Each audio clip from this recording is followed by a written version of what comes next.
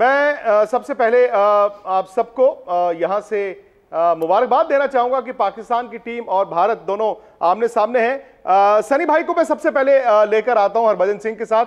सनी भाई, आपने भी देख लिया कि यहां से तो आप और भज्जू पा हैं, वहां पर 3-3 हैं, हम 2 हैं, वहां 3-3 हैं। तो उससे कोई फर्क नहीं पड़ना चाहिए क्योंकि अगर आपके पास कॉन्फिडेंस है फिर सब कुछ बन सकता है।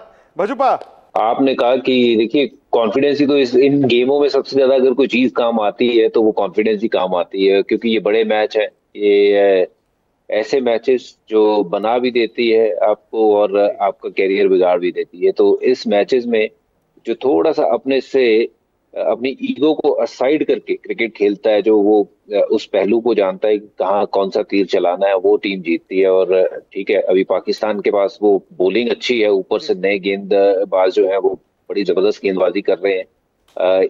कोशिश ये होनी चाहिए हमारे बल्लेबाजों की कि भाई उनको पहले 10 ओवर में विकेट नहीं देना। अगर वो काम कर जाएंगे तो फिर मुकाबला जो है वो मुझे लगता है कि ठीक ठाक हो जाएगा। पर अभी ये मुकाबला जो है वो, मैं ऐसा नहीं कहूंगा कि पाकिस्तान आगे या भारत आगे। पहले होता था कि हमें लगता था कि पाकिस्तान की टीम जो है वो बिखर सी गई थी, जब से यूनिस, यूसुफ, ये सारे खिलाड़ी जब बाहर गए तो वो एक सेटल दिख नहीं रहा था बैटिंग ऑर्डर। अब ये बैटिंग ऑर्डर भी सेटल दिख रहा है।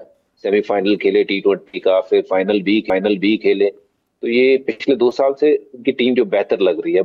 50-50 पे ये मुकाबला शुरू होगा, जो टीम बेहतर क्रिकेट खेलेगी वो जीतेगी मेरे लिहाज से। हालांकि सवेरा देखिए, पिछले मैच में भी पाकिस्तान की बड़ी धूम मची थी, जिस तरह से शाहीन शाह अफरीदी ने, नसीम शाह ने, हारिस राउफ ने आकर नया गेंद किया। लेकिन मेरा अभी भी ये मानना है कि वो मुकाबला बराबर का था, क्योंकि 266 ऑन द बोर्ड उस विकेट पे हो सकता है इंडिया ही जीत जाता। विक्रांत, बराबर का आप इसलिए कह रहे हैं क्योंकि यस, मिडिल ओवर में ईशान किशन और हार्दिक पांड्या ने जिस तरह की बैटिंग की, मगर 66 फॉर 4 भी आप याद रखें, उसके बाद 266 तक जाएंगे। सो यहाँ पे मुश्ताक भाई, आपसे मैं शुरू करूंगी। मुशो भाई, जिस तरह हम शुरुआत कर रहे हैं और ऑब्वियसली जिस तरह हरभजन ने भी कहा कि बैटर्स को इस बात का ख्याल रखना पड़ेगा इंडिया के कि शुरू के 10 ओवर्स में एहतियात से खेलें, मोहतात होकर खेलें और विकेट्स ना दे, बिकॉज फास्ट बॉलिंग जो पेस बैटरी इस वक्त पाकिस्तान के पास है, दैट इज वर्ल्ड क्लास और इससे कोई दो राय मुझे नहीं लगता कि किसी को भी होगी। वहां पे भी जो हमारे एक्सपर्ट्स बैठे हैं उनको भी। विक्रांत ने कहा कि वहां पे 2 हैं, वहां 2 हैं और यहाँ पे 3 हैं। 3 और 2 5 होते हैं Vikrant. We are 5 people here, not 2 and 3। But I think सबसे इम्पोर्टेंट आई थिंक और सबसे इंपॉर्टेंट चीज़ मैं बताऊं आपको, जो बजी ने बात की, सनी भाई भी इधर हैं, cricket is a very very simple game. Basics के ऊपर जो बंदा अपने प्रोसेस पे ज़्यादा देर तक कामयाब रहेगा, अंडर प्रेशर, जब भी जितना भी हमारा एक्सपीरियंस है क्रिकेट का, आप जब अंडर प्रेशर होते हैं तो आपकी बेसिक्स और आपकी जो प्रोसेस होते हैं वो आपको मदद करते हैं। तो पाकिस्तान की ऑब्वियसली, जैसे हरभजन ने बात की, बजी ने बात की कि बॉलिंग बहुत तगड़ी है, बट हैविंग सेड दैट, आपने कभी भी बॉलर्स को नहीं खेलना होता या बैट्समैन को देख के आपने बॉलिंग नहीं करानी होती। So coming back to that question, जो बजी ने बड़ी इंपॉर्टेंट बात की है कि आपको कंडीशन को सामने देख के, आपको सिचुएशन को देख के फिर आपको सारा मेंटली प्रिपेयर्ड होना पड़ता है। I think the end of the day यही लगेगा कि जो जिस टीम का कप्तान और जिस टीम के नर्व्स तगड़े होंगे, जो डिसीजन अच्छा करेगा ग्राउंड के अंदर, I think they have a better chance इंशाल्लाह। आपने कहा ना उस दिन बारिश तो हो गई, अगर ना होती तो शायद इंडिया जीत जाता, लेकिन मुझे लगता है जो नेपाल के खिलाफ इंडिया की बॉलिंग हुई है, चांसेस तो यही है कि बाबर रिजवान गेम ले जाते। और मैं पर्सनली सोच रहा था कि शायद हरभजन भाई अगर टीम में वापस आ जाते ना परफॉर्म करने के लिए, फिर शायद हमारे बैट्समैन के लिए थोड़ा टफ हो जाता। But other than that I think बारिश ने जो है ना फेवर इंडिया को ही किया है। फेवर इंडिया को किया है नहीं, बट आप मुझे बताइए कि आप नेपाल वाले मैच को बेसिस कैसे बना रहे हैं मोमिन, क्योंकि 99 वर्ल्ड कप आपकी टीम फाइनल खेली थी, बट उस वर्ल्ड कप में टीम बांग्लादेश से हार गई थी। तो आपको यह देखना होगा ना कि उस दिन कौन परफॉर्म करता है। अब अगर बांग्लादेश से आप हार जाओ तो आपको यार फाइनल क्यों खेले, तो ये भी आपको देखना होगा। हालांकि आई थिंक आप उस दिन मैदान में थे और मैं देख रहा था बहुत चीयर कर रहे थे अपनी टीम को और हमारे खिलाड़ियों को भी।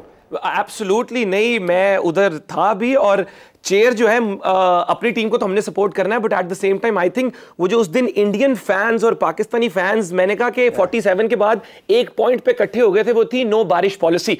मैंने कहा बड़ी बड़ी इंटरनेशनल डिप्लोमेसी रुक गई है, आज बारिश ने इन लोगों को इकट्ठा कर दिया है। तो वो एक बड़ा इंटरेस्टिंग पॉइंट मुझे ग्राउंड में देखने को मिला। बिल्कुल यूसुफ, आपके पास मैं आती हूँ, आपकी तरफ। जिस तरह हम बैटर्स की बात कर रहे हैं, yes the batters need to face up front in bowlers के साथ पहले ही आते तैयार होना है, कंडीशन भी समझनी है, शाहीन हारिस को फेस भी करना है और अपने आप को सेटल करना है क्रीज पे। तो वक्त ज्यादा नहीं होगा जब इंडिया के बल्लेबाज आएंगे, बिकॉज जिस तरह हमने देखा कि गिल को हमने फंसा के रखा। गिल एक वक्त ऐसा था कि 11 बॉलों पे सिर्फ 1 रन बना सके थे। रोहित शर्मा स्ट्रगल करते हुए दिखे और उसके बाद ही वाज कॉट, और जिस तरह उनको शाहीन ने हैंडल किया।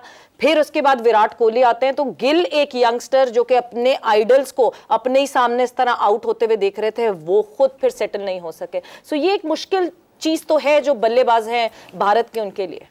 बिस्मिल्लाहिर्रहमानिर्रहीम। इसमें कोई शक नहीं कि हमारे तीनों फास्ट बॉलर बहुत अच्छे हैं, टफ टाइम देते हैं किसी भी टीम को, लेकिन उस दिन कंडीशंस भी थोड़ी टफ थी। ये भी बैट्समैन को भी थोड़ा आइज देना चाहिए, क्योंकि मैं खुद बैट्समैन हूँ और उधर भी सनी भाई बैठे हुए, वो भी बैट्समैन थे। इस चीज़ को इंडोर्स भी करेंगे, सेकंड भी कर सकते हैं कि जब सीमिंग कंडीशन हो थोड़ा मुश्किल होता है, क्योंकि स्विंग का कोई पता नहीं किस तरह सीम होगा। एज ए बैट्समैन मैं ये ज़रूर कहूँगा कि उस वक्त क्योंकि प्रेशर गेम है, बाहर से बैठ के मैं कोई चीज़ कहूँगा बहुत आसान है। मैं कहूँगा कि एक स्विंग खेलनी चाहिए, अंदर वाला बॉल खेलना चाहिए, बाहर वाला खुद निकल जाएगा। ये बहुत आसान है कहना, लेकिन जब अंदर कोई खेल रहा होता है, प्रेशर गेम है। पाकिस्तान इंडिया की गेम का सबसे बड़ा जो वो चीज़ है वो प्रेशर है। जो टीम प्रेशर हैंडल करती है वो टीम आगे निकल जाती है। लेकिन ये है कि इनकी जो प्लेयर्स हैं, अगर उनकी बैटिंग रिकॉर्ड्स देखा जाए, उनकी टेक्निक देखी जाए, बहुत सॉलिड है। और इधर से हमारे तीनों फास्ट बॉलर डिफरेंट हैं, और एक स्विंग करता है, एक सीम करता है, एक की पेस ज़्यादा है, बहुत ज़्यादा। 140 तो तीनों ही हैं। लेकिन उसके बावजूद देखा जाए तो इंडिया की बैटिंग में डेप्थ है। जैसे पांड्या उस दिन खेला है, मेरा ख्याल है हेड्स ऑफ करना चाहिए जिस तरह की क्रिकेट उसने खेली है, जितने कूल रह के उसने वो मुश्किल सिचुएशन में से निकाला है टीम को।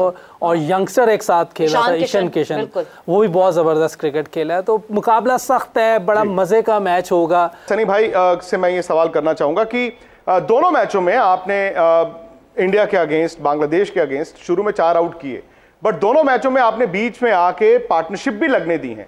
हालांकि ये भी हकीकत है कि दोनों मैचों में आपके तेज गेंदबाज आए, उन्होंने टेल को खड़े नहीं होने दिया। तो ये दोनों तरफ से आप देखते हैं सनी भाई। लेकिन क्या उस दिन मतलब बेनिफिट ऑफ डाउट, अब हालांकि कोई नाम नहीं है बेनिफिट ऑफ डाउट का, बड़ा मैच है, शायद थोड़ा सा मुझे इंडिया की बैटिंग रस्टी भी दिखी। रोहित शर्मा, शुभमन गिल, विराट कोहली।